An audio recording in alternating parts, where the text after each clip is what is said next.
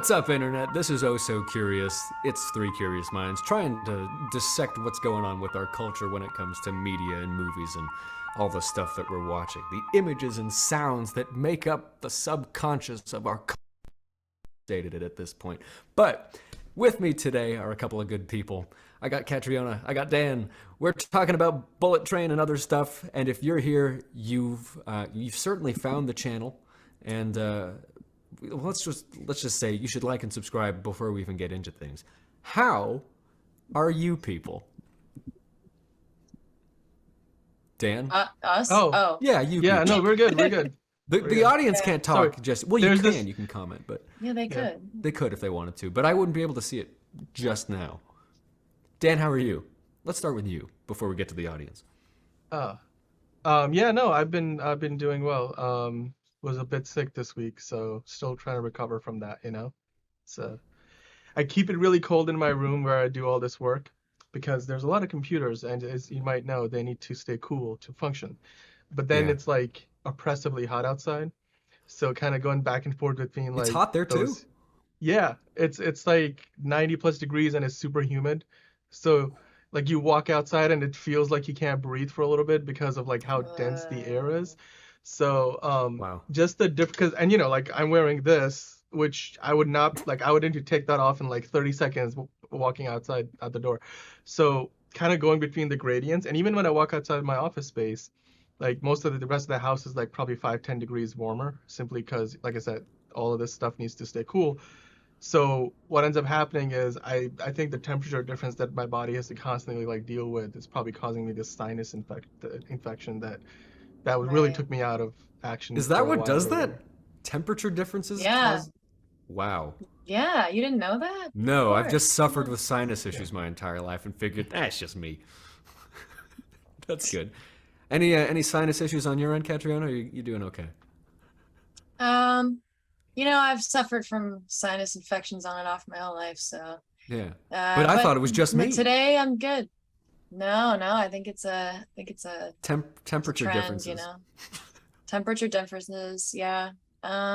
It's actually, I've noticed it's a little humid here in LA the past week or so, which is not usually, it's usually just very dry. We had some unseasonable rain and some clouds and some very pretty I missed the sunsets. rain. I never saw the rain. I was there for it. I saw it. I can attest that it happened. It rained in Los Angeles. Well, Dan, I hope you start feeling better. Yeah. Catriona, I don't know. Anyway,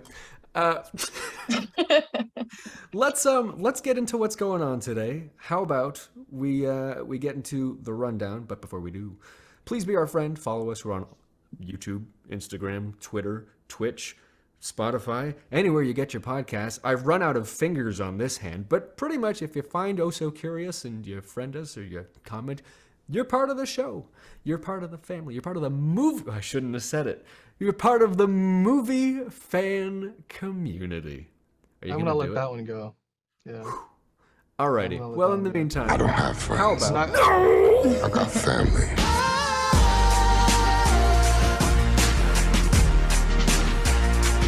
I'm sorry. Yeah, I decided not to let that one go. So. Yeah, I noticed. I noticed you didn't let it go. You lied. You lied to me. We're okay. Rundown time? Shall we do a rundown? Sure. Let's do a rundown.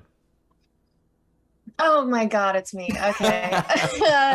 Okay, guys, it's the rundown. Here are the quick hits. What train review? What's next for the DCEU?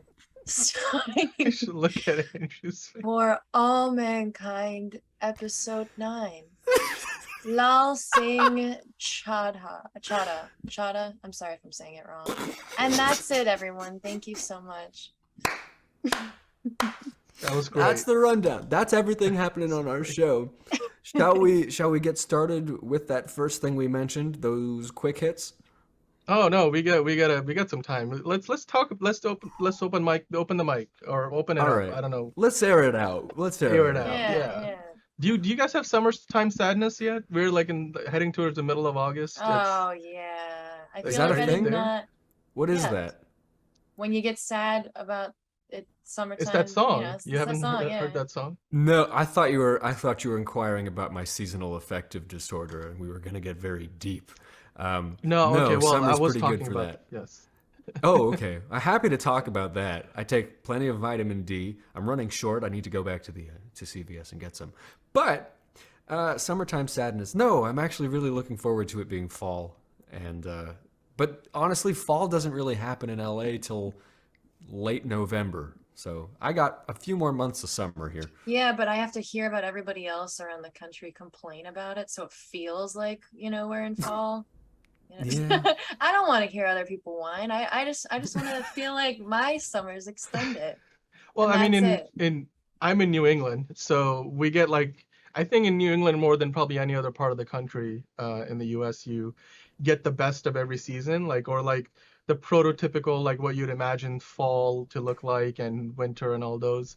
But even here, it's like of last few years, like fall doesn't really start like it, or it may the leaves may start falling off the trees, but it still feels like summer because of how hot it is well into Yeah. like October usually. Like, and then you're like, oh, now it's fall. And then like by the time you get to December, you're like, is it winter yet? Man, It isn't doesn't really hit global until warming fun? January. Yeah. Yeah. Look at my tree. It's yeah, it's dry. Catriona, what's up with your background? If you could, yeah, please enlighten us. Oh, right. So over here wait, what? It's reversed. Okay, sorry. So over here we've got snakes on a plane. Yeah. I'm sure a lot of you don't know about the precursor, which wait, how am I turning? Okay, snakes on a train. I had no idea which that was a thing. It was, yeah, it did not have Samuel L. Jackson. It was before, many years before. Obviously did so well, they decided to bump it up to the sky. And Wait, I what? decided. What's the occasion? Yeah, I'm getting into that. Oh, go ahead. Get to it. I'm sorry, I have a understand. question. Okay. Yeah, go for it, Dan.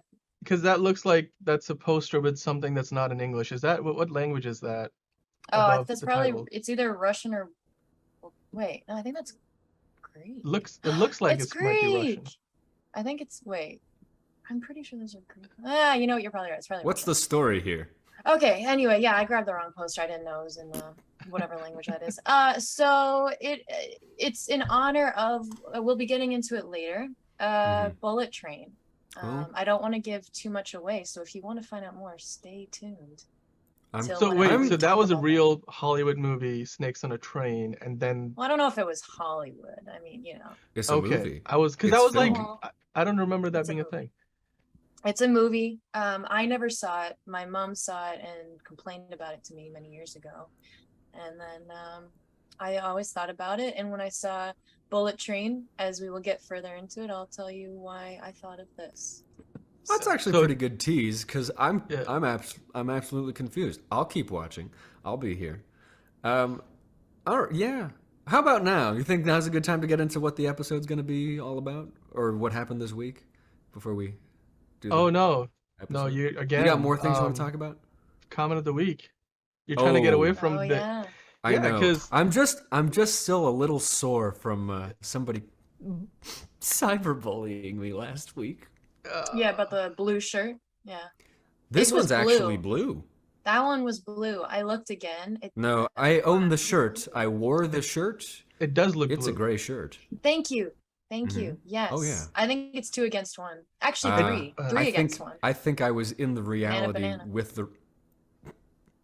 It might have been the lighting, like maybe your light temperature was set to be a lot cooler than, and then... That does not change the color of the shirt. Okay, what the color looked like to me is how your collar looks now. That's how it, like the inside of that. This one? This is gray. It looks like the same. Yeah. Oh my god, that's blue. No. That is blue, right? Would you be willing to take this is gray. A colorblind test? Me? For the show, yes. What if I'm colorblind? Who cares? It's not an issue. I'm not saying there's anything wrong with it. I just want everybody to know that it's a blue. The shirt is gray. Can we drop it? Can we drop it and get to the comment of the week? Can we drop the color of the shirt? Go ahead. Okay. Sure. Okay. All right. Comment of the week. Conda, I have to ask why people like Andrew are so attached to the character being killed off because of real life events. This has never happened with other characters. Also, ask yourself if Chadwick would want the character killed off after working so hard to bring it to life and not give another actor the opportunity to step in. I doubt he was that selfish. Hashtag recast T'Challa. Okay. People like Andrew. I don't know. Listen, I have no particular attachment to Chadwick Boseman. I'm more in... My attachment is to continuity. And I think continuity errors can ruin a movie. If it's writing, if it's, plot holes, character holes. Not character holes, but I don't think that's a thing. Well, kind of. It's like a character. I'm sure there's a lot of would characters never do in that. Pulp Fiction who had holes, but Yeah, continue. yeah. That's not the best phrasing, but what I mean is when the consistency, when the continuity is lost, and suddenly it's unbelievable. It takes you out of a movie, and yeah, your fair point. Like, there's no reason they couldn't recast him. Again, I'm not particularly attached to it. If they, again, put the helmet on somebody, it really could be anybody. But yeah, I can't say I have too much of a dog in this fight. I don't care that much. Well, then that's the why'd thing, you say it? Why'd you say it? Why did I say it? Because I think you got to show a certain amount of reverence to somebody who's died, which they've done. They've decided they're going to show his funeral in the movie. Better to not like get another actor and CG his face onto him, deep fake it, because then it's like, it's like a Pet Cemetery thing, or like using somebody's corpse as a puppet. It's not. Let it lie. Let it rest. But if Chadwick Boseman had said, I mean, we can't prove it, right? Because you said it was like his brother who said it. If he said one of his final requests was if anything happened to him, he wanted him to be recast. Shouldn't the main focus be to honor whatever Chadwick Boseman said, since he's the Black Panther? So it's like, no, it's not his property. It's Marvel's property, and they get to decide what to do with it. I think they're being tasteful about it. And also, like I said, I think you could write in a new character, and that's what really, that was my solution to this last week, when we said, what if it's somebody within the tribe who looked up to him who takes on the Black Panther mantle? That would be nice. That would be a nice way to do it. But look at how, I mean, we're going to get into this more, but the whole thing around like these side Batman characters that they're trying to make shows of and stuff like that. And they obviously do not do well because people just want to see Batman. You don't really want to see a replacement. You want to see the original thing. And I think if everybody's on the same page with that, it's going to be really hard. But you know what is the MCU being just in and of itself, because it is this meta continuity thing where every movie has to be consistent for 30 movies. How many movies has it been? Too many. Wakanda Forever will be the 30th movie. So. Okay, right? So 30 movies of basically consistency, with the exception of the one guy in Iron Man who was recast. Terrence Howard, that's the name. Yeah. We haven't seen anybody else be recast here because they're trying to make this. The mission of the MCU is continuity. So, no, you shouldn't. I mean, there isn't really technically continuity in the universe itself. They constantly rewrite, and they'll bring in a new sort of like theory into the universe so that they can, if they tried to close a story for something and then they're like, oh, you know what, we kind of want to reopen that back up, even though we said, oh, this will never happen again, and then they find a way to do it. So I mean, there's not really like full continuity in the Marvel universe. But like again, we mentioned the other cheap trick they could pull is like getting another one from an alternate universe because they've established that the multiverse is a thing. But again, they're trying to make it consistent with the comics. Is he really? Maybe I'll get flagged for this. Is he really that important of a character where like he's got to be there for every fight? I mean, I think it's just what he stood for. Oh, go ahead. Here's my understanding of like the whole thing.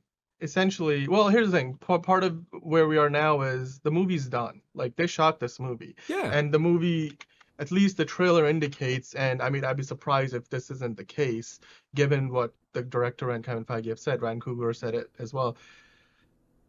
They are not recasting him. There was a funeral scene in the movie, so at this point, I'm like the whole recast T'Challa movement. It's moot. Sort of. I mean, I know the movement's been around for a few years, and then we shot the movie. But at this point, what are you gonna do? Like, stop the movie from coming out and then have them reshoot the whole thing? It's now from like at this point, that don't do it. At this point, forget it. But now as far as the point of how important the character was, you know how we talked about we missed like a presence of like Iron Man or Captain America in Phase 4 of the MCU. We don't have these like characters who really ground you in this world. Like like the MCU is a lot of different things, but for a lot of people it became like soul food. Like you want to feel at home, you go watch an MCU movie, and if you want to do that, like Iron Man or Captain America, anything involving those two characters was probably like the most at home you would feel watching the MCU, because you're like, that's the MCU that I signed up for, and this is what I connect to, and the MCU that I fell in love with. I think T'Challa was meant to be sort of that character who was going to take over in that kind of a role moving forward, now that those two, Captain America and Iron Man are gone. And without him, I think even more so than it would have even more so than it would have perhaps even with T'Challa around. I think now it feels even more rudderless because I don't didn't have get that moral impression. center. I didn't get that impression because I know they've cast the new Captain America. I thought having that lineage was going to be the new like Tony Stark type character, and I didn't get the impression from Black Panther the movie that he was that character. Maybe I've missed him in the other. Well, I think Avengers there were talks. There were talks about how they were planning on, they already had set up like who was going to no longer be in Phase 4, who they were cutting out and everything, because they wanted this new generation to take over, and Black Panther was like top of the list. It was supposed to be. Because so I've heard the argument that he's the king of Wakanda. Like, can he really be also that person who's like a Tony Starkian? No, he couldn't be figure. Tony Stark. Because he's got so much going on already. He's got to be the king of Wakanda. He's also the Black Panther. And then on top of that, is he also going to be assembling the next Avengers team? Is he really going to be? I mean, like that's a lot to deal with. That's a lot to put on one guy. Yeah. But I mean, I was of the opinion that the Avengers, like the way they've treated that team, like when you go to the first Avengers movie, S.H.I.E.L.D. put together that, like it was the Avengers Initiative. And then like by the time you get to the Age of Ultron, it's more of like this private venture that Tony Stark's company is leading. Like they're all private contractors working for Tony Stark in a manner of speaking. And then by the time we got to like the previous Infinity War and Endgame, Avengers were like, they sort of had broken up in Civil War, and then they're coming back together. And we had the whole Sokovia Accords thing, but Avengers as like an organization wasn't really a thing anymore. It wasn't really a S.H.I.E.L.D. run thing. It wasn't really a Tony Stark like funded and financed thing. It was just like a bunch of these guys who wanted to kind of come together to save the world in a manner of speaking. So it's like a rock band where like so many of the original members have died that they keep replacing them, and now it's like there's one original member and it's the bassist. You just reminded me of that joke from Spider-Man No Way Home. Where they're like, like, I've never worked with a team before. And then Tom Holland's like, oh, well, I have. I've been with the Avengers. And then Tobey Maguire's Pete Parker's like, oh, that's great for you. And then he's like, is that a band? And then it's like, Yeah. it's like, what? I don't know. I'm sorry. No, but I mean, it's the whole. That's the point of this discussion. I would say is like the continuity being the key factor of the MCU. Like these movies are all related is the brand, and everything is consistent and it supposedly makes sense. For them to have any major error like this in continuity is, you know, it's another chink in the armor. Yeah. No, I think it's fair, and I'll be honest with you. Like we went through it. I don't know. It's been a week or 2 weeks now. We watched the trailer for Wakanda Forever. We reacted to it. We talked about the fact that it looks like you can pause almost any shot in that trailer, and it could be like a piece of art that you can kind of hang up. Beautiful trailer. So it looks yeah. beautiful. I mean, and to that end, I'm like, this movie has a potential to easily be the best movie of the Phase 4 for the MCU, because Sure. it's probably the best director out of the bunch that have directed anything in that phase, in my opinion. But also, like, you look at what they did with the first movie. I mean, I've been literally just itching to watch I've had this like itch to watch the first Black Panther because I love the soundtrack.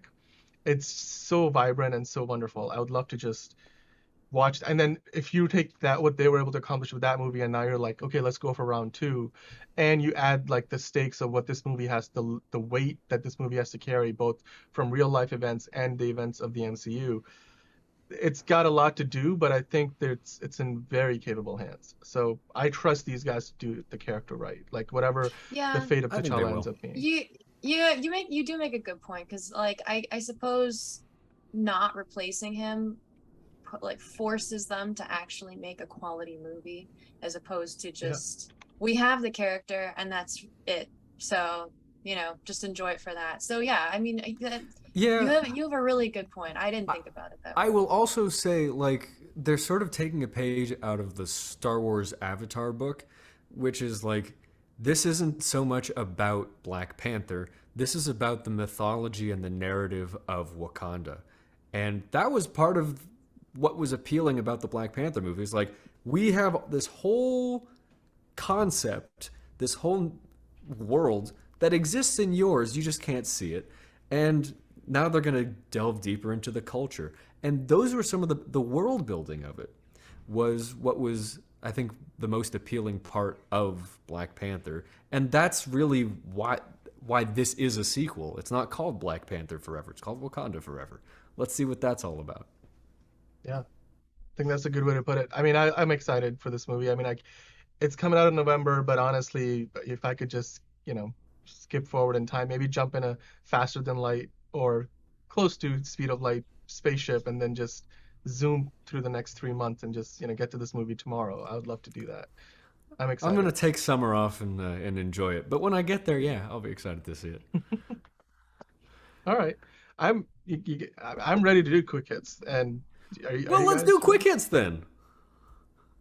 Okay. Where did I go? Oh, there you go. Sorry. That was my Sorry. evil twin. I'm back from the other dimension. Let's do quick hits. All right. All right. Time for some quick hits. Here's what went down this week. And stand by for what went down this week. Boom. Look at that. First up, the CW made it official this week. The Flash will end its run on the network in 2023 with a 9-episode final season. Are you ready to say goodbye to the fastest man alive on TV? I don't know. It's to me, I've been off the show for a while, but you know, it had a good run. So, next, Lucasfilm, they dropped a fantastic new trailer this week, and I saw it. It is fantastic for its upcoming Disney Plus Star Wars series, Andor. Named after Cassius Andor, who you might have seen in Rogue One. You can see him right there on the screen, Diego Luna. Cinematic and epic AF. I don't know what AF stands for.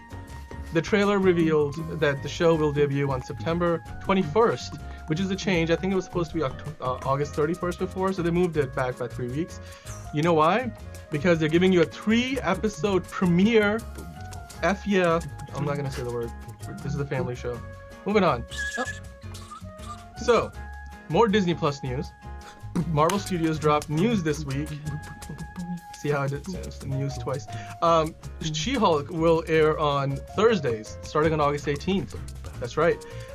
This would make it the first premium series on Disney Plus, by the way, which is not going to be airing on Wednesdays. I'm guessing they're doing this so that, Andor comes out on Wednesdays, She-Hulk comes out on Thursdays. They don't want to.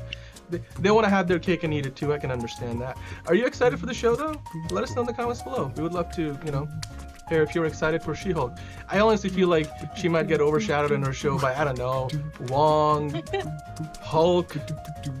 There's what's the Abomination? Do you have Daredevil in there? I'm sure they're gonna bring probably Jessica Jones, Luke Cage, and the whole gang of Defenders in there too. We'll see. Anyway, big DC news now.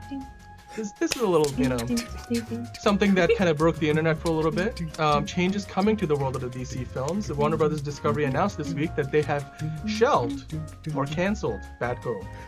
This movie was in its post-production phase. It was all shot and everything, and basically they said, it ain't good enough. We're not doing this. Shelved. And they're gonna write it off. They're gonna lose like $70-80 million. But there's a tax write-off.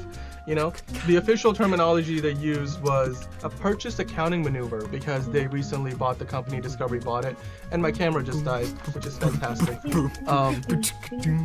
So we're gonna do this live here. Swap out hotspot batteries. You want me to take over? Yeah. Oh, you do? Would you like to? Yeah, but you got to do you know the what the crickets are? Okay. We'll figure it out. All right. Let's do this then. This has been a fantastic experiment.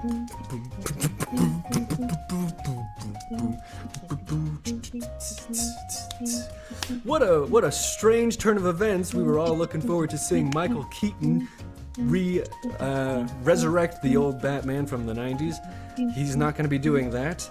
This has been sort of part of the redirection of DC to, that new 10-year plan to show us what DC is going to be all about. They're going to redirect from this. We're not going to see this movie. It will be locked away in a vault, but something tells me years from now somebody will release it, and we will probably review it.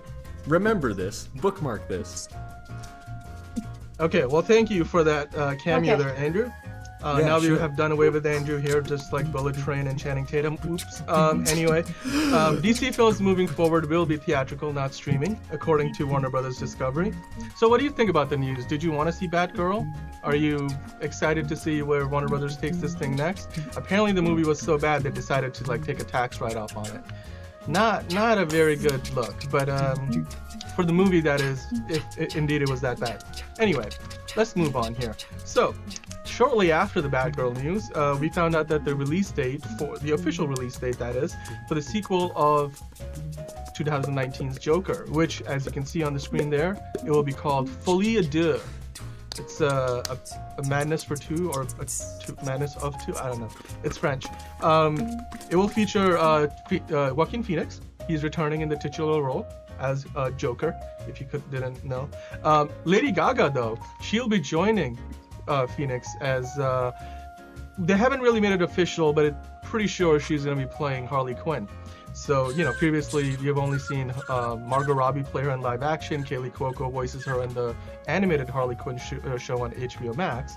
But now we're going to see Joaquin Phoenix and Lady Gaga in a musical, fun, filled movie, Joker, Folie à Deux. I don't know how dark it's going to be. We'll see. Are you excited? I mean, Batgirl gets canceled, but Lady Gaga's in, and Joker, Folie à Deux, 2024, October 4th. It's coming up. Let us know in the comments below what you think about this movie. It's probably going to be the same year that the Batman 2 comes out, so you get to go see the Batman 2 and Joker, Folie à Deux. It's not bad. Anyway, that's it. That's the quick hits, as they may say. Get rid of that stuff there. But before I leave you, Remember to join us for live episodes of Also Curious every Sunday at 1 p.m. Eastern Time. Unless we do it at a different time. We sometimes change our minds, but generally speaking, 1 p.m. Eastern Time. We talk movies, TV, streaming, music, and existential philosophies of life. So join us in the fun. If you think it's fun. We look forward to having you be a part of our movie fan community. That's right. This is the right way to do that. It's in the script. Shots fired. All right. That's right. Shots have been fired. So with that, let's move on back to the rest of the show. We got some exciting news here. I'm hearing that two of our panelists went to see this new movie called Bullet Train, and they'd like to let us know what they thought about it. So let's take a look. Bullet Train. Oh God. We went to go see Bullet Train, and basically, I liked it. I liked this movie. Number one reason why I like this movie, Brad Pitt has sort of ascended to a level of celebrity and actor stardom where he can just walk into this movie and be like, "No, I'm not going to take it too seriously." And I like the guy. I found him relatable and likable, which is tough to do for a big movie star, I think.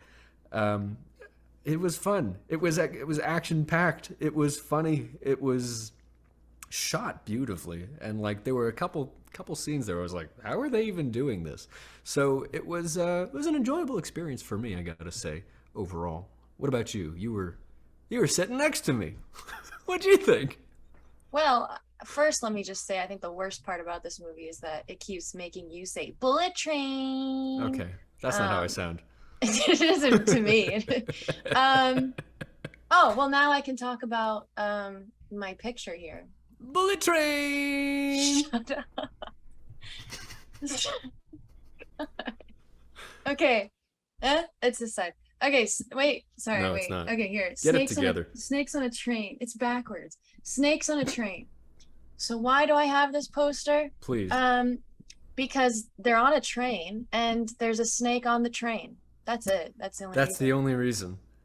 Yes, sorry for the spoilers. It's an important part of the movie, and I was considering another spoiler.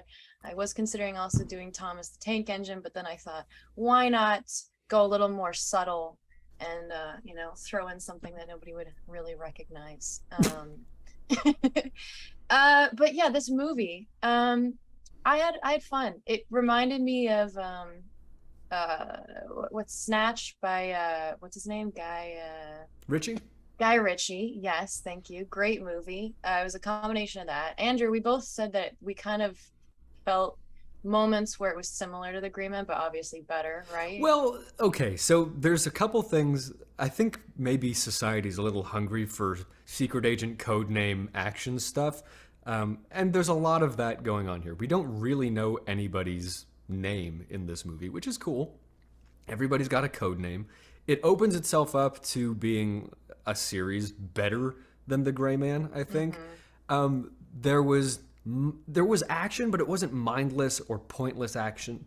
Every shot made sense, and it wasn't it wasn't self-serious at all. Right. It never tried to take itself too seriously at any point.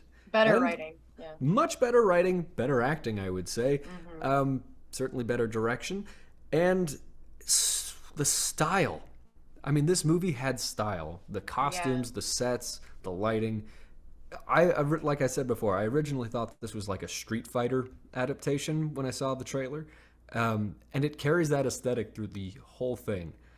It's exciting, and they're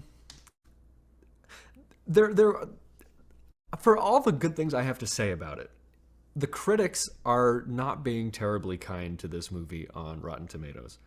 And I think it's sitting around 56% with the green rotten splat, which is, I think it's harsh. Yeah, it's just kind of weird because I feel like critics were so much kinder to The Gray Man, and I don't really see. Do you think it's because it was like they were all like, "Oh, it was good for a Netflix film," and whereas this was just automatically, meant for the theaters, and they're like, "Yeah, for a theater movie." I don't know. I mean, the thing is, this is a movie. I'm not generally one to go see action movies just for the sake of seeing action movies. Because I knew I was going to review it for this, I thought, I'm going to just see what it's all about. But I enjoyed it, and it was more cinematic than The Gray Man. It was definitely. every shot was cool. You know, there's some legitimately cool action in here, and it's not action for action's sake. Right. And then, you could just tell there were so many scenes where they just really had fun with it, but it still was important. Well, there was one that wasn't, the water bottle, that whole segment, but that was just fun to have. I like that. No, yeah, I mean, no, that was great. The movie's constantly poking fun at itself, which is great. The cameos in this are unbelievable. I won't spoil those, but that's part of the appeal of this.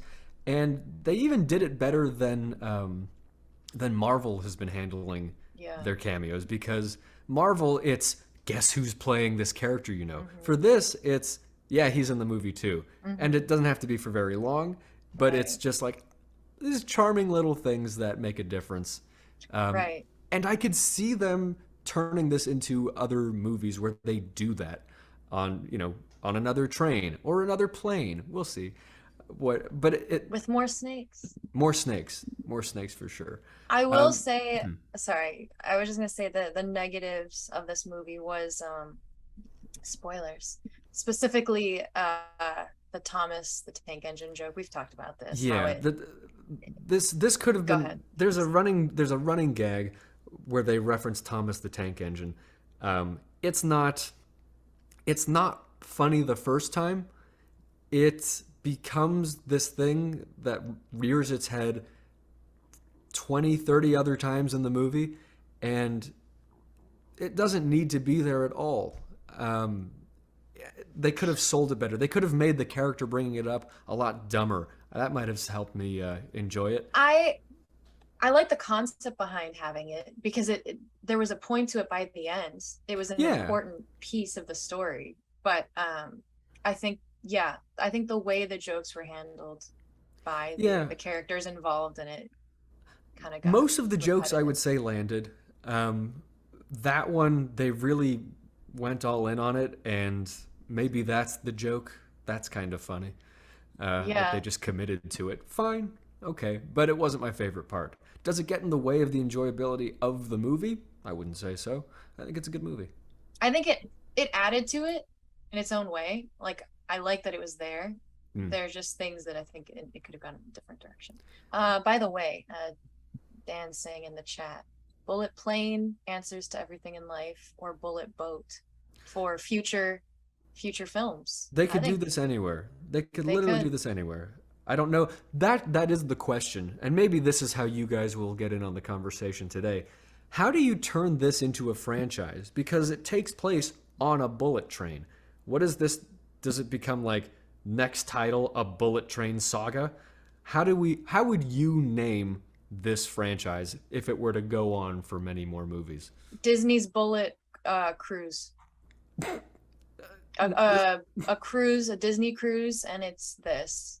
I think that would be great. That would be, imagine but it's a knockoff of Disney characters. So you have character costumes, because they kind of did that a little bit in Bullet Train. They had that weird Japanese cartoon character that kept reoccurring. Yeah, they could totally do that if they had a themed cruise liner kind of thing. Sure. Might be interesting. I mean, but there's nothing tying it other than maybe Brad Pitt coming back. And I would much rather watch this funny Brad Pitt character than this serious Ryan Gosling character. Yeah. No, I would think Brad Pitt would come back. Yeah. Yeah, I mean, everybody clearly enjoyed being on this movie. Right. This is a movie where you can feel the fun of the production, and that's part of it. Like I said, it brought me back to watching the outtakes in Rush Hour after the credits. I like that kind of stuff. I was surprised there wasn't a gag reel at the end of this. It's been a while since I've seen a really good gag reel for a movie, and this would have done it. But I think that's pretty much what we have to say about this. Good movie. I enjoyed it. Go see it. In the meantime, follow us. Be our friend. Be our... Don't say it, Andrew. Don't say that. Be our brothers and sisters. And enjoy content and commentary with us. Thank you for watching. Now, we're going to move on to a tribute to the legendary Nichelle Nichols. Play us out.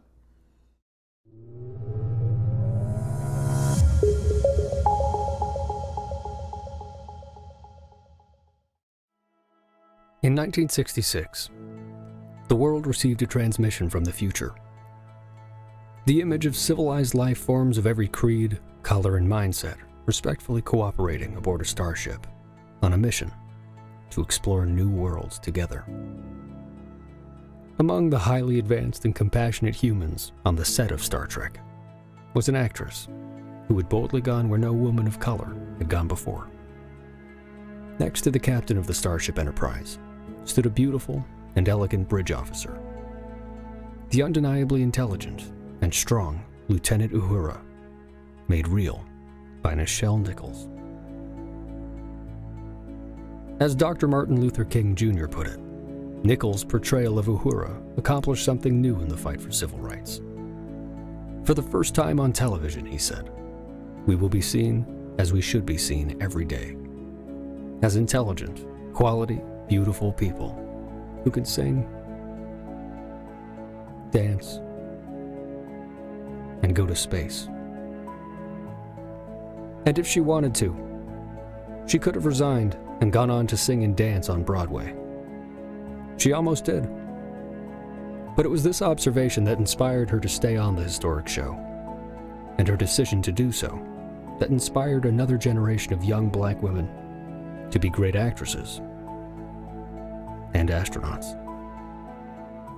To go beyond breaking boundaries of racial perception and prejudice and merely showing the world a decorated space program lieutenant, as well as a kiss that mesmerized a generation.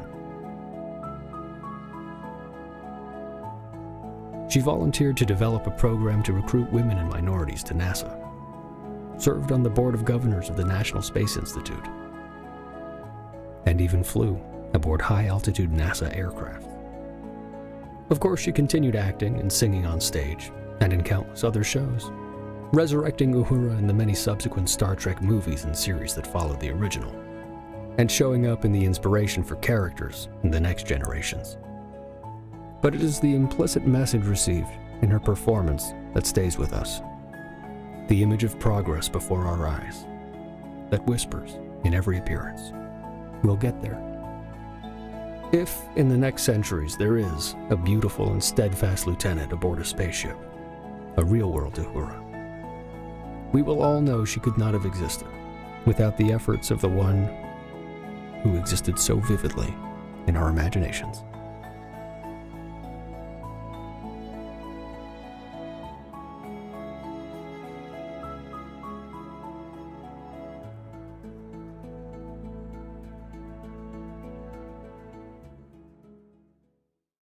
All right, so let's talk about everything that's going on in the world of the DCEU, Warner Brothers Discovery. You know, it seems like there's lots of change happening. So the highlight there, of course, we're going to discuss in detail is that they want to put together a 10-year plan for DC films, similar to what Marvel has been doing for a while now with Kevin Feige. And Alan Horn used to be there as the head of the Disney motion picture division. Before that, he was at Warner Brothers. Now he's back at Warner Brothers in more of a consultant role. So this week, really what kicked all of this off was a Q2 earnings call from Warner Brothers Discovery, and it was their first call since the merger where they were able to report like real numbers and everything under this new leadership. So the Discovery leadership took over the company, Warner Brothers, and now they're Warner Brothers Discovery. So you have a new CEO in David Zaslav, who, by the way, you know, looks like a baller dude when he's facing the camera. Clearly knows how to pose. I'd work for that guy. Yeah, exactly. I mean, who wouldn't? Anyway. So the big piece of news that came out before all of that, even like, you know, the call, was Batgirl was shelved by Warner Brothers Discovery. Yeah. They said, and actually here's the thing, the news leaked on the New York Post early in the week because it was before Warner Brothers made any official announcement. So as we found out later on that the directors of the movie, there's two directors. One of them, they're both from Moroccan. They live in or Belgium, I think, and they were at one of the two of them were at one of their weddings. So one of them was getting married and everybody's there, and they found out at that wedding, this New York Post article says that their movie has been shelved by the studio. So I mean, that's Yikes. not a good feeling to have, obviously. But the reports were saying that the reason for the cancellation of this movie, which was meant to be going straight to HBO Max, is because it was supposedly not very good. Like, it looked like cheap, it wasn't very well produced, and basically David Zaslav would then later on in the quarter two earnings call say that they want DC movies to be top notch, first class citizens in the world of comic book movies. They don't want to play second fiddle to Marvel anymore. They have like the most Good. iconic, some will say even more iconic characters than the DC franchise does. Sorry, the I would Marvel argue they do, actually. franchise does. Like, DC's got like Superman, Batman, Wonder Woman, right? Like, you can buy shirts with those logos, and like, if you never watch any of the movies with those characters, you would know that's a Superman symbol, that's a Batman symbol. Yep. So the whole point of this is Warner Brothers they canceled this movie, and they said that officially the reason was they called it I have it right here, a purchasing accounting maneuver, which is basically saying they're going to get a tax write-off on this. They're going to take a tax write-off, and so they will lose money, but they won't lose as much. And they had felt that there would have been a much bigger loss for them financially putting it up on HBO Max and releasing it, and it would do a lot of damage to the brand of DC. Because they didn't think it was good enough. So they did that. They also canceled Scoob, the sequel to the Scoob that came out a couple of years ago on HBO Max. It would have been a $40 million probably movie. a good move. Yeah, and then Batgirl was already going over budget. It was originally meant to be 70 million. It had gone up to 90 million, and it may have needed even more money still. It was in post-production. So I wanna ask you guys this. The gist of all this is Batgirl is gone. They've said that they like what they have on the schedule now, which includes Black Adam, Shazam 2, Aquaman 2, The Flash, coming out next year, which will see Michael Keaton return as his Tim Burton versus Batman. Ben Affleck's Batman is going to be there too. There's a whole lot of cameos in that movie. They like those movies, but they're saying moving forward, DC is going to be where it deserves to be, and that's at the top. And we're gonna we're gonna take movies theatrical. We're not gonna drop $80-90 million in a movie that's not gonna make us anything back by sending it straight to streaming. And Right. they now want to put in a 10-year plan. So all of that news that just dropped on the world, people have a lot of different kinds of feelings. Some people are mad, they want to now see Batgirl. I mean, I feel like that's a little like, okay, maybe you want to see it because you want to know just how bad it is. But then there's some people out there who are saying this is great because now DC's finally getting on the right track. So I want to ask you, Andrew, first, what do you think about all this news, and where do you think everything is headed from here? Well, like I've said a million times, I think if DC is just interested in competing with Marvel, and we're going to end up with, the Pepsi Coke debate on DC Marvel, and it's just two of the exact same things with different characters, I'm not interested. I think this is a really good move for them to say, let's establish a brand for the DC comics as a property, as a movie property, and let's do something different. In all honesty, I like the idea of bringing back Michael Keaton as Batman, but I don't know how they were going to do it. But if they were going to reintroduce sort of a campy 1960s Adam West type Batman where the costumes are playful and the world isn't so gritty and serious, I think we could use some more playful, fun, light superhero movies. And Shazam, interestingly, they didn't cancel that, but Shazam gave us that originally.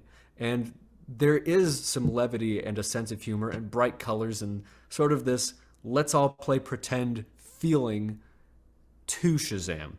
I would love to see them lean into that. I would love to see them lean away from politics and just keep us within the realm of these are comic book heroes. They stand for virtues that we admire them for. Because if Top Gun showed us anything, if you're just showing people those good old-fashioned morals, they enjoy the movie. And they can relate to the characters and they can look up to the characters. Yeah, I mean, I think that's a good point. It's Shazam 2 looks very similar to the first Shazam. It's got the colors and it's got the levity to it. And so it looks like, at least with some movies, they're going to go in that direction. And first Aquaman had plenty of levity to it as well, and really bright colors. And it was a very colorful movie. So I'll ask you the same question, Catriona. What do you think about all this news? You see an actress like Leslie Grace, who was on the up and up. She gets cast in this role of Batgirl, and the movie is basically done. Like, they're in post-production, and now it gets canceled. The directors hear about it at one of their weddings, and now DC wants to do a 10-year plan, and they're saying we're not going to streaming, we're going straight to theatrical with everything. We're going to treat our movies on the same level and get them to be on parity with Marvel. What do you think about all of that? Yeah, I mean, I agree with Andrew. I think it's a good move. I think, especially after how Batwoman did, that was terrible. I feel like this Batgirl would probably be going in the same direction. And I think deciding now to, make these big decisions to not follow exactly in Marvel's footsteps of having all of these side things going on and just honing in on like their main characters to properly develop them. I think that's just going to be way better. I've always loved DC more than Marvel, and sadly, I haven't even watched all of the DC movies because I'm just not a big fan of how they've been handling it. I'm actually the same camp. Yeah. Yeah. I love, I mean, they do have the better characters. I know all of them. I like their stories. I think they're more interesting. Not all of them. But yeah. Well, they also canceled the Wonder Twins movie that was in early development and just cast the leads. They were like, Wonder Twins? Who the hell greenlit this? This happened weeks ago, but that's not happening. But that's not DC, is it? No, it is. Those characters, I believe they were initially introduced in like the Justice League Unlimited show. Interesting. I didn't know that. It's just but I think the idea of giving a Wonder Twins a movie while you haven't given Superman his own movie in almost a decade. Well, like, I think it's gonna build back trust with all the fans because it's gonna show that they're not trying to milk everybody for money and everything. They're gonna try to put quality into their work. Yeah. I would love to see a new Superman movie that sort of harkens back to the Christopher Reeve Superman, who was just an incredibly decent man in his actions. He wasn't particularly theatrical. He wasn't really internal. He was actually kind of wooden, which might be an improvement. The scene that I always think about from the early Superman movies, he's like saving a cat from the tree, and I think that's what's happening, and he's flying, and somebody sees him out of their apartment window, and he just sort of goes, "Hi," and then he continues. I love that kind of stuff, but they could make him somebody that people aspire to be, and I think that's kind of what's missing from these superhero movies lately. Is like they just sort of seem like everyday people. There's nothing exceptional about them except the fact that they have powers. We could use some role models.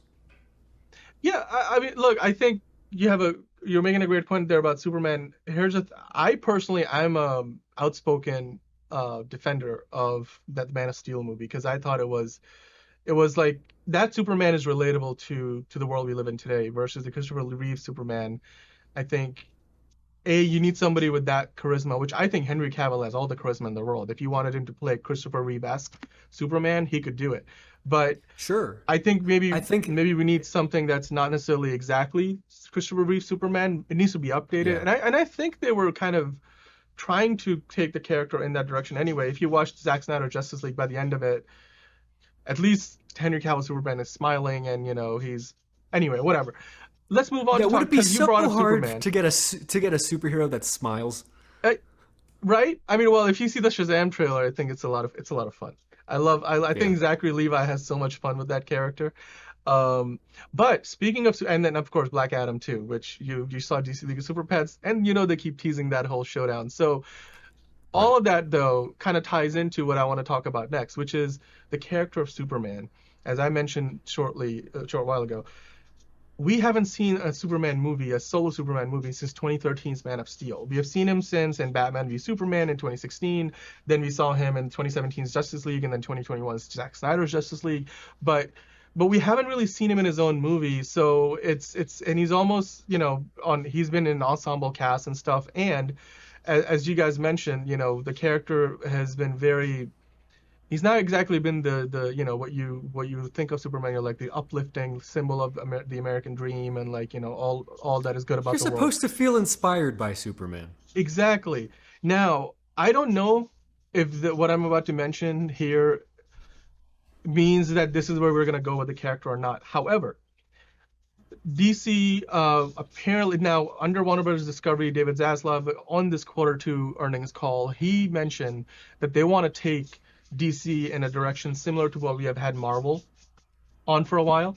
So we know that Disney has had great success with the MCU, with Marvel Studios, and then you have Kevin Feige there. They've got this 10-year, they never tell you it's 10 years, but they will tell you maybe like a 2-3 years out, 5 years out, like what they're going to be doing with the MCU. So here's the quote, and I'm going to read through this, so just stick with me.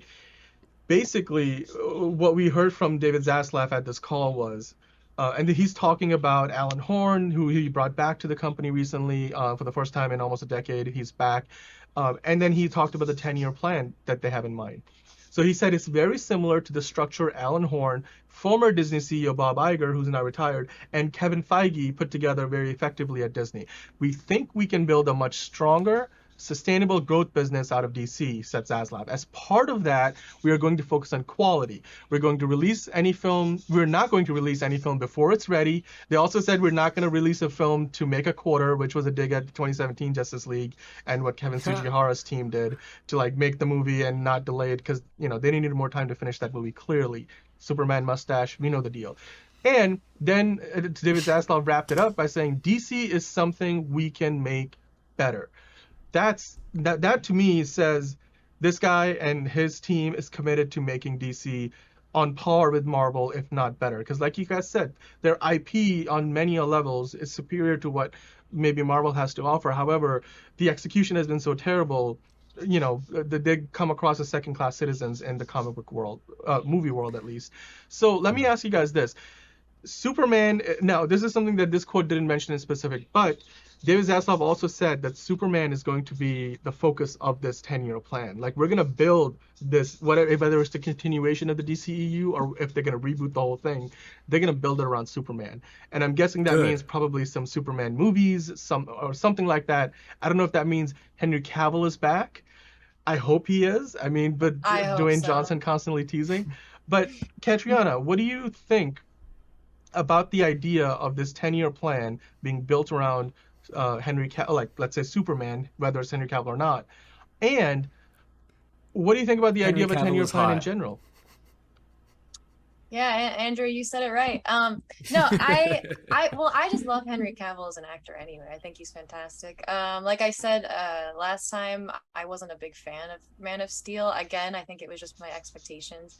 I think maybe if I rewatched it without those expectations, maybe I would like it. I don't know. I saw it. I happened to catch it once when it was airing on TV, and I was captivated. So, and also I hadn't seen The Dark Knight, so I wasn't comparing it to that. And it's not bad. It is that sort of Christopher Nolan-esque Superman movie that you want. It just didn't have the appeal. I think, I'll try it again. We'll see. But I like the idea of them fleshing it out more. I think it was so rushed, because it was we had all those years to build up to the first Avengers movie. Meanwhile, we'd only had the one Superman to kick things off, and then immediately we go into Batman v Superman, and then Justice League, and then they have Wonder Woman before that too. Yeah. Right. And it's I know I just said it would be smart to not follow in Marvel's footsteps, but I do like the idea of us seeing origin stories of superheroes. I think that's really important to get an idea of it's this been long enough version. It's been long enough where we could reset everything. I'd love to recast Wonder Woman. I would love to recast and rethink the Flash. People are enjoying the Jason Momoa Aquaman, but he looks nothing like Aquaman. Just give me regular Aquaman, please. I don't mind Jason Momoa. Of course you don't. But it's what? He's a good actor, okay? God, jeez. Sure. Oh, Dan, you're muted. I'm so sorry. I keep talking. I do this every week. Anyway, I was what are you saying? Because Aquaman, I think Jason Momoa has given that character legitimacy in like the modern comic book world. Because if you try to translate the comic book like accurate Aquaman, he was the butt of Yeah. jokes for years, and I think Oh, I know. even on I the know, Justice but you League know what? He animated didn't. He shows. never needed to be. He never needed to be. I know, but here's the other thing too. They made the character much more diverse, and I think it works for the better here because, of course, it makes sense. Aquaman, wouldn't be your average straight white male character, and then there are plenty of those in the DCU anyway. So I like the casting choice. Also, like Yeah. the man looks the part. I mean, and nowadays I think He does. some of No, the that's recent literally Aquaman the point. Is he comics- doesn't look the part. He looks. Well, no, I nothing think he like looks the Aquaman. part. He looks, I think. yeah, I know. I mean, in fact, you know how? Okay, so here's a Marvel comparison. So back in when they cast Samuel L. Jackson as Nick Fury. So historically, the character of Nick Fury in the comics has been like this white dude, whereas obviously Samuel Jackson is not that. Yeah. But since his casting, like a lot of the Marvel comics have changed, like the look of Nick Fury in the comics to reflect Samuel Jackson's silhouette or what do you want to call it. So he's no longer that character that you used to see in the comics before. So similarly, the DC comics, especially anything that ties into like their live action stuff, they have started to draw the character of Aquaman more like a Jason Momoa would look versus what you have historically seen in the comics for Aquaman. Right, and you can see the same thing for even just the costume design of all the other characters. I mean, the original styles of all of them were so kind of silly looking. All of them. Batman, I mean, he looked ridiculous. And then, now it's like, it got cooler, I don't, yeah, but that's sort of what I've been saying is like, I don't need them to be ridiculously cool, Well, that's your opinion, I know you Andrew. don't. But Yeah, I know. everyone else wants it. Sure. That's what yeah. But at the very least, have it harken back to the actual design. You know who You know? else I think wants it to be cool? This guy. Yeah, wants, that guy. He yeah. wants them to be. You know what? I stand corrected. Yes. That guy. By the way, what's his name? Alan what?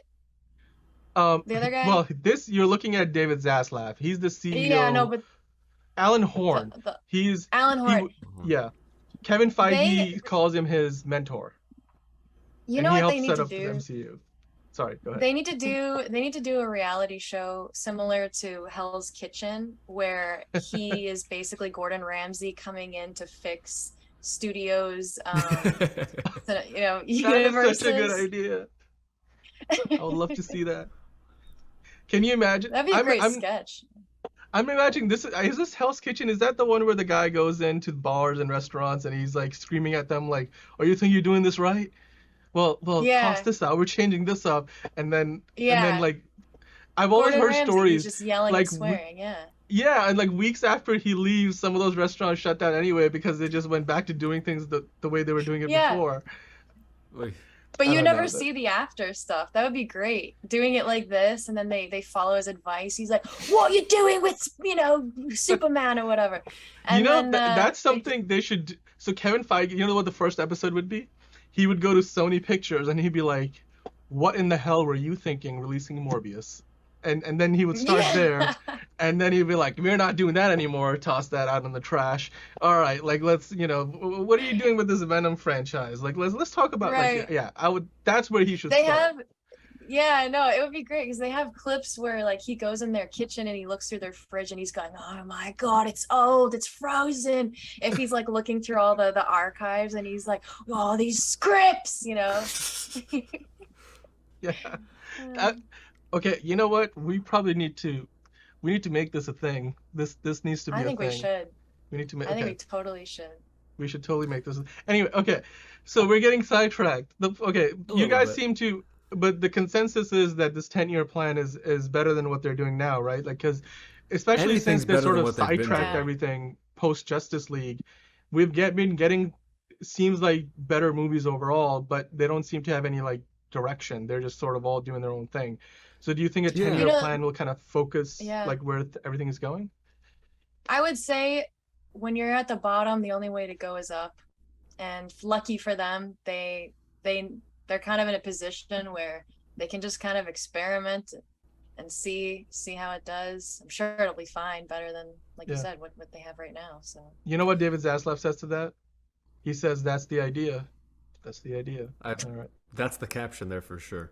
That's the idea. That guy. That's I'm sure this is a meme at this point. Anyway, so the last part I wanted to talk about here. So we've talked about the 10-year plan, what DC wants, what Warner Brothers Discovery wants to do with it. We know that they're going to try to build it around Superman. We also know, how they've shelved Batgirl. They're going to move on with Shazam. They have Black Adam coming up next in October. You have Aquaman coming next year, then The Flash later after that. Peacemaker is getting a second season. Then you also have things like, on the other hand, I'm sure you guys have heard of this. Let me put the image up, because if you guys saw this earlier in our quick hits, Joker Folie Deux has been announced. Lady Gaga's coming on board with Joaquin Phoenix. The Batman 2 is happening. So those things, I don't know if they're going to tie into this 10-year plan or not, but let's suppose if you are on this team of people that David Zaslav says he's assembling alongside Alan Horn to shepherd this 10-year plan. Now, Alan Horn's probably going to be around for a couple of years. The guy's like in his 80s. He wants to retire. He's retired twice and come back. He retired from Warner Brothers in 2013. Bob Iger brought him back. Then he retired a couple of years ago when Bob Iger retired. And now David Zaslav has brought him back. So you know that Alan Horn's probably going to... Yeah. If it were me, I would slash everything, and I would start at the ground. I would start over completely. I'm not impressed with the new Batman. Me either. As long as we're getting rid of movies, as long as we got rid of Batgirl, let's just start over. I am so ready for that. Just lay new groundwork, lay a solid foundation for characters that we can actually invest in. Rebrand it entirely, and have us appreciate this as something that is not trying to compete with Marvel, that is just good superhero movie. Or even itself, because the Batman just felt like it was trying to compete with the Dark Knight. And it was focused more on getting the vibe right, as opposed to it didn't help that one of the to producers said they were trying to beat the Dark Knight with the movie. No, you can't. No. Just And leave they it didn't. alone. Just leave it alone. And no, they did not. I feel, well, that's a whole discussion. I think the movie was good. I think it's, to me, honestly, up until today, it is still the best comic movie of the year. That's for me. Again, my opinion. I think it's better than anything Marvel's put out this year. You didn't like Spider-Man? Oh, I guess that was last year, wasn't it? December. This And year. and even if you count it, I still think the Batman was better. I had a very adverse reaction to it the first time I viewed it. Then I watched it back at home later on. Because the first time I watched it, all I had in my mind was, okay, so they want to beat the Dark Knight. Let's see how they did. And then the second time around, I sort of left all my expectations at the door and just said, okay, let's watch this movie again. Let's see what it's got. And I had a much better I had the time with it. reverse. Oh, really? I saw the Batman first, and then I went to go watch The Dark Knight for the first time. I was like, this is a much better movie. Basically, the consensus here is that you guys want to start over, wipe the slate clean.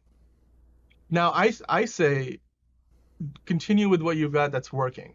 So in my opinion, I think Joker... What's working?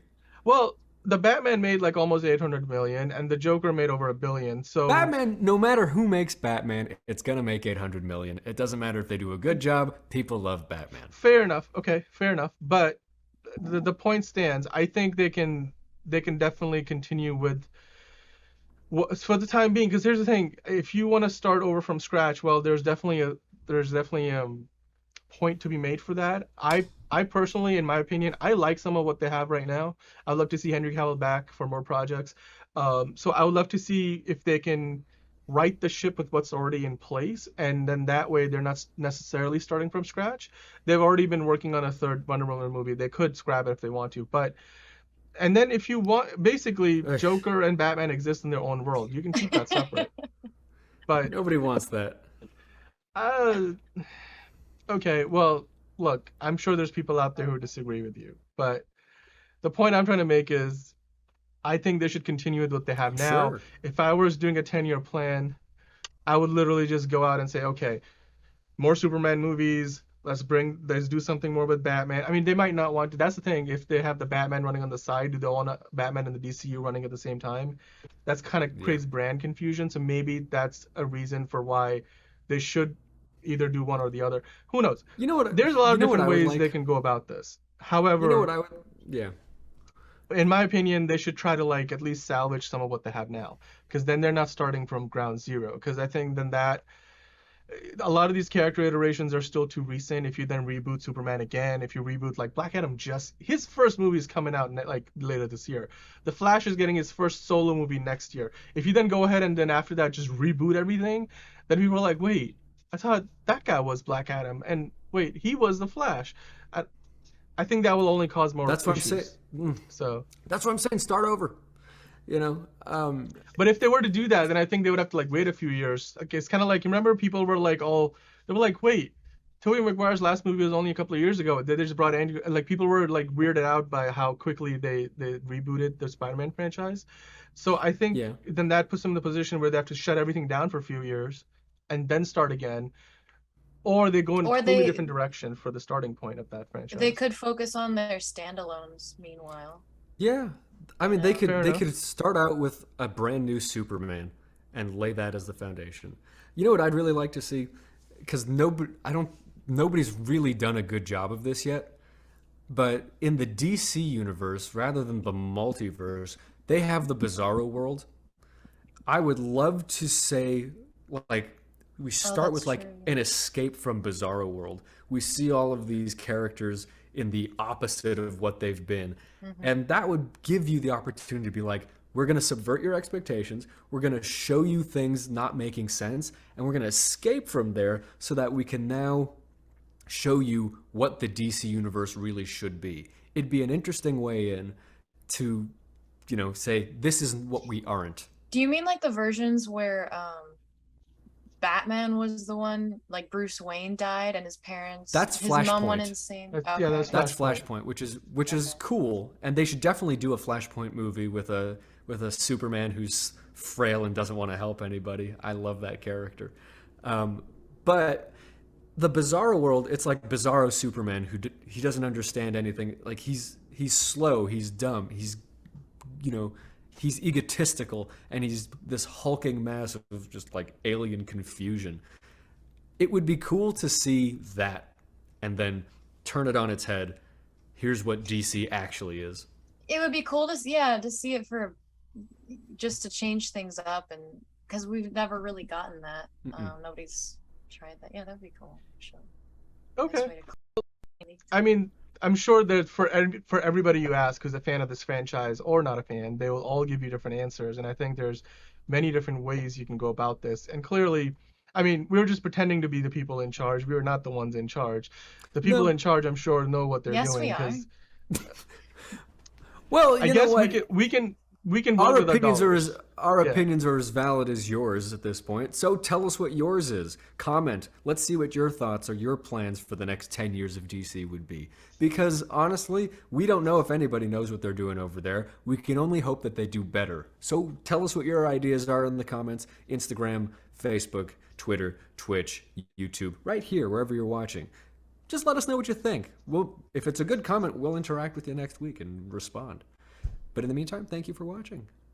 Now, let's talk about this latest episode of For All Mankind, because kind of a lot went down.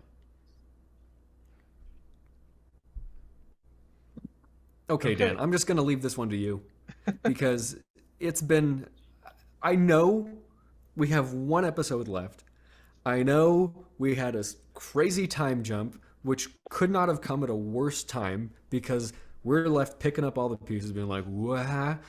And we ended with some pretty shocking twists as well. So take me through it and just explain how we got here and where we've ended up. Yeah. So basically this episode picks up, and they did, like you said, there's a 5-month time jump. Like they jump 5 months forward from where we left off the last episode.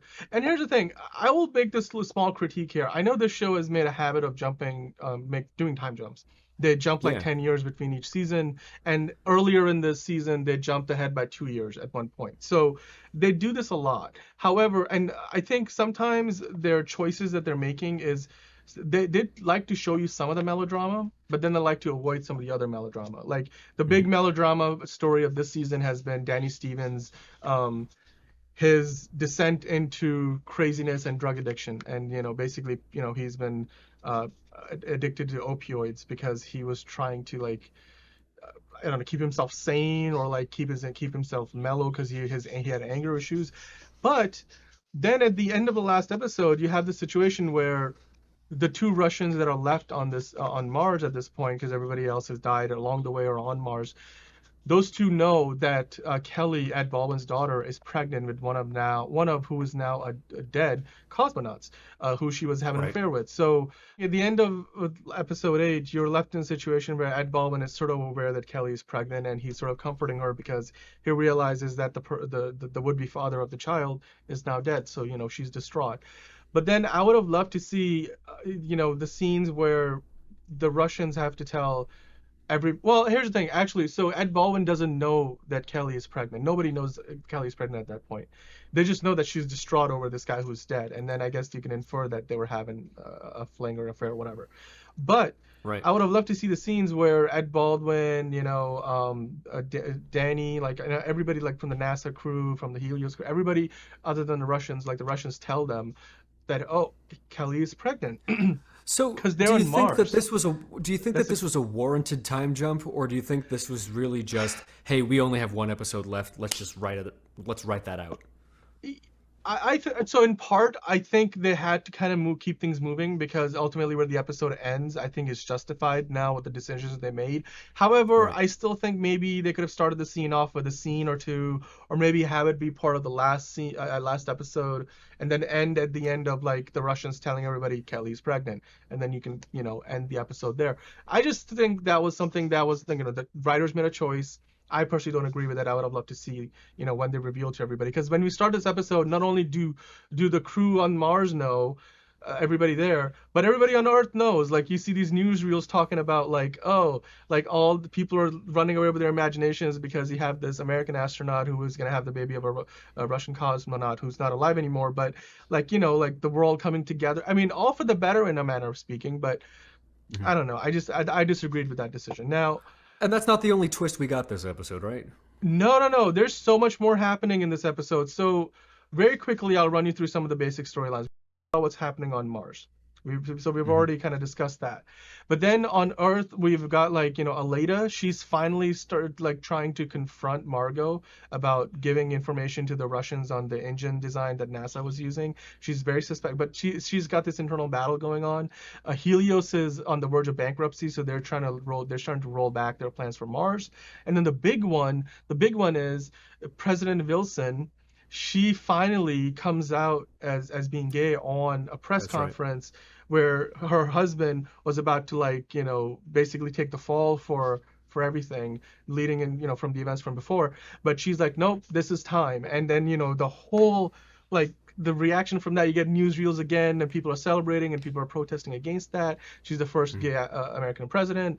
I think representation in this show is fantastic, and they continue to face these kind of tough controversial issues, call them what you want, issues. It's interesting to put them in the context of the 90s too. Exactly. I mean, these are all things like that we have people today have trouble talking about in 2022 at the dinner table with depending, like, people within families have different opinions on things like this, so representation in the show I think is fantastic. I love how they don't hide from it. They tackle it head on, so that's great.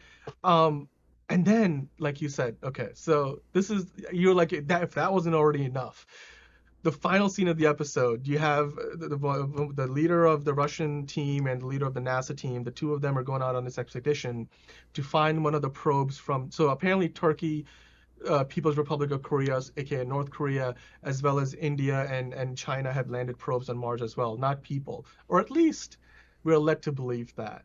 And they need to find a part to get their MSAM up, or Phoenix running, which is the transport that takes them from the surface up to orbit so they can go back home to Earth and hit their launch window. But they're missing a critical component that they find out that is in one of those Korean probes, the North Korean probes. So they're like, we'll just go salvage it from there. It's a robotic mission. Then we'll tell the Koreans about it, and whatever they need to bring us back with us for them, we will do that. But of course, they walk up to the site. They get there in a rover, and then they walk up, and the Russian cosmonaut, he notices a footprint, and they're like, "Oh shit, we weren't here before. What the hell?" And I was like, ooh, like I literally sat up. I was like, oh, things just got interesting. And then the North Korean astronaut just pops in from the side. He's got a gun pointed at these two people, and that's where the episode ends. And I'm like, that capsule that he came in, it was like crashed on its side. I'm like, the Koreans send this guy on a one-way mission? And he looked panicked. So, oh my God, I don't know where this is gonna go. There's one episode left. I don't either. But like, you know, just hearing about that. Yeah.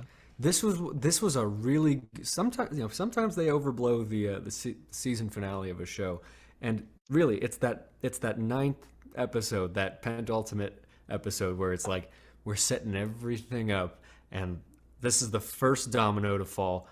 And you're left for a week wondering what's going to happen to all the rest of them. In any case, it sounds pretty exciting. I'm going to be really interested in hearing what you have to say about it next week. And yeah, I mean, it sounds like a good show. I'll be interested to know where you think they'll pick up. Do you think it'll be another 10 years? Do you think they'll take it to now? I mean, with the time jumps and the way that they've been playing it, it could end up anywhere being anything. I know that they have a plan for like 7 or 8 seasons, and so they're likely going to go well into the 21st century by the end of it all. Where'd they go in the last episode? Now, the season 2 finale was truly memorable. There was so much stuff that happened. So I can only imagine with everything they've set up, this next episode is going to have a lot to deal with, and is going to leave us in a place, hopefully, of something optimistic, like the last season ended with somebody putting their foot on Mars. And I think, maybe we end the season with either a colony on Mars, or we end it with somebody stepping foot on one of Jupiter's moons. I don't know. I mean, I'm sure they're going to skip another decade for next season, but the finale, let's just say I'm excited about it. And where we left off episode 9, there's so much ground to cover. I know this is not a Disney Plus show where they're gonna just have 40 minutes and they won't stick the landing. I know Ronald D. Moore will stick the landing. I just can't wait to see how, because that will be the exciting part. Well, I'm looking forward to hearing about it. For you people, have you been watching the show? What are your theories about it? Where do you see it going? Tell us in the comments. We'll respond if it's a good comment. You could be the comment of the week. But we want to know what you think. Like, subscribe, follow us all over. Tell your friends and other people about it. And yeah, be part of the conversation. And now, what are we moving on to? Yeah, we're going to pay tribute to the legendary basketball player and civil rights activist Bill Russell, who passed away the past Sunday, and he 11-time champion.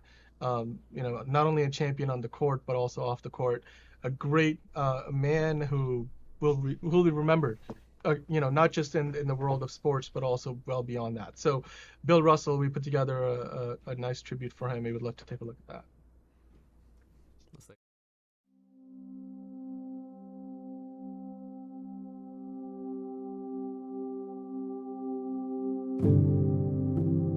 Fleeing segregation, only to lose his mother and be rejected by his Oakland junior high basketball team, nearly cut from his high school team, ignored by colleges, and admonished and corrected by authorities for his unorthodox approach to defense, a child could get the impression this world did not want him. But the character of one who relentlessly studied the game and ultimately reinvented it would gain recognition with encouragement from a coach who could see the genius dormant in the impressionable mind of a young Bill Russell.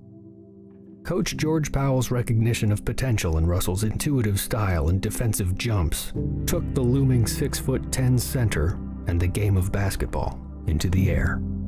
For Russell, now known as the Secretary of Defense, the NCAA rulebook would be rewritten. Despite encouragement and a culture that showed reluctance to accept black athletes, being heckled at games and snubbed for awards for the color of his skin, he undeniably earned his recognition and made the most of his opportunity to make history on the Boston Celtics. He always put his team first. I told these guys before the game, I don't care what happens, I wouldn't trade you guys for any guys in the world. And set an example of decency, even when the world refused to return the favor. An unprecedented basketball career didn't stop after 14 highly decorated seasons. 11 rings, 12 All-Star appearances, and 5 MVP awards. The NBA Finals MVP award now bearing his name. His dedication to excellence took him from game-changing player to boundary-breaking professional as the world's first black NBA coach. In the context of Jim Crow and the civil rights movement, a better example could not have been set. He gained unprecedented success with discipline, spoke his mind with civility. Do you think that you will get some white kids to play basketball with Negro kids? I think so. I don't see why not. My kids play with white kids, and nobody got hurt yet. Marched on Washington with dignity. And years later, would add a Presidential Medal of Freedom to his unmatched collection of trophies. For those of us who find new ways of doing things, but suffer the ignorance of those who can't see the whole picture, Bill Russell showed the value of standing tall.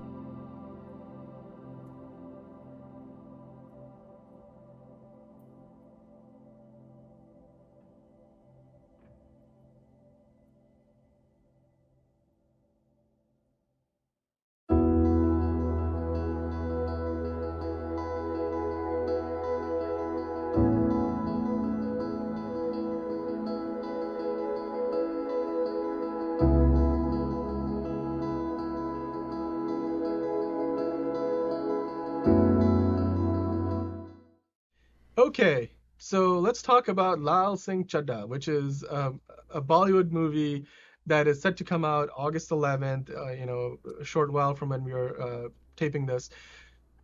It's a movie that features Aamir Khan in the titular role. Kareena Kapoor is also going to be in the movie. She is, another A-list actress in Bollywood. Both of these actors, have been the peak of what you would expect from Bollywood in terms of both their capabilities as actors as well as the portfolio that they have on offer. The last time I believe they were in a movie together, it was the one Three Idiots, which was very highly critical, regarded, critical acclaim, made a lot of money at the box office, and it was a great movie. It has a great message. This movie, Laal Singh Chaddha, is an official remake of Forrest Gump. It's being produced by Paramount Pictures Indian division, Viacom 18, and it's being distributed internationally, I'm pretty sure, by Paramount Pictures themselves. So what do you guys think about this? I mean, just the fact that everything that I just mentioned so far, you got these two top shelf actors playing these roles, in this movie. It's a remake of Forrest Gump. It's an official remake. So this is not somebody who just decided to rip off the idea. Yeah. Paramount Pictures is involved with this. We're going to watch it. We're going to talk about it. So Yeah, Andrew, let's start well- with you. What do you think?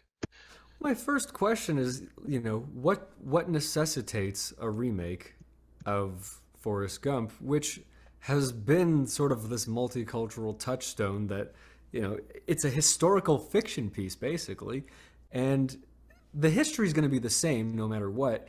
To put a different character in those same shoes, well, clearly he's not going to be, from Alabama, and Right. it might recontextualize what one person can do in the course of the 20th century.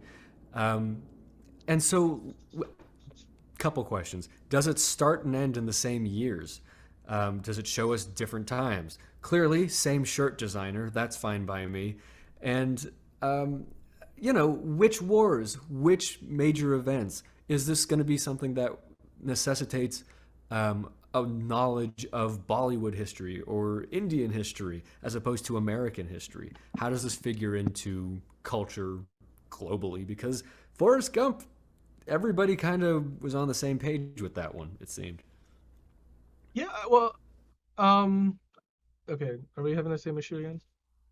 You guys can still hear me? Yeah, there was a There's a glitch, but you're good. Yeah. Okay.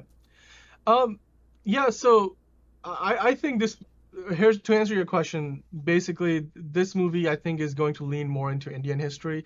I think when I say it's a remake, it's not like they took the script and just said like translate to Hindi and make a movie. I think they're recontextualizing a lot of it, like you speculated. Right. Huh? Oh, Yeah, no, sorry. yeah, of course not. No, But it's I'm sorry. So yeah, I do think it's going to require a little bit of knowledge of like Indian culture Sure. and history to understand some of the references or some of the things that the character is going to go through.